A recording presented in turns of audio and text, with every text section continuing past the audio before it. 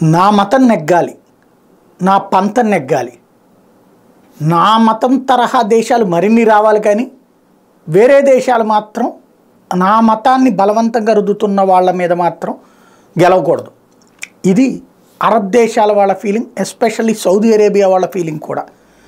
తాజాగా Saudi Arabia ఈ Hamas Israel war నేపథ్యంలో సౌదీ అరేబియన్ ప్రజల అభిప్రాయం ఏంటి అన్నటువంటి దాని మీద ఒక పోల్ సర్వే జరిగింది.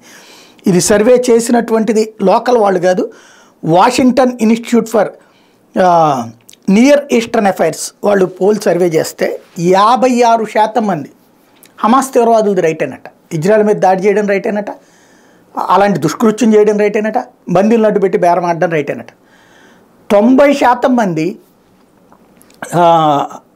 అది జూయిష్ దేశం నాశనం కావాలి, ఇజ్రాయెల్ కూడా ఇస్లామిక్ కంట్రీ కావాలని కోరుకున్నారట.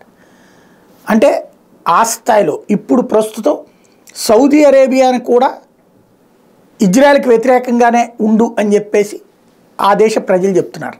దీన్ని బట్టి ప్రపంచవ్యాప్తంగా ఇస్లామిక్ కంట్రీస్ ఎట్లా పెరిగినాయి, ఒక సిరియా, ఒక టర్కీ, ఇట్లాంటివన్నీ ఎలా మతరాజ్యాలుగా మారినాయి, అట్లాగే ఇప్పుడు కూడా భారతదేశం మీద దాడులు చేస్తున్నటువంటి జైషే మహమ్మద్, లష్కరే తోయిబా లాంటి తీవ్రవాద సంస్థలకి ఇక్కడ మతరాజ్యాలు స్థాపించాలనుకున్నటువంటి వాళ్ళకి ఇక్కడ ఎట్లా మద్దతు లభిస్తుందని అర్థమవుతుంది కదా. ఇది అత్యంత ప్రమాదకరమైనటువంటి సందేశం.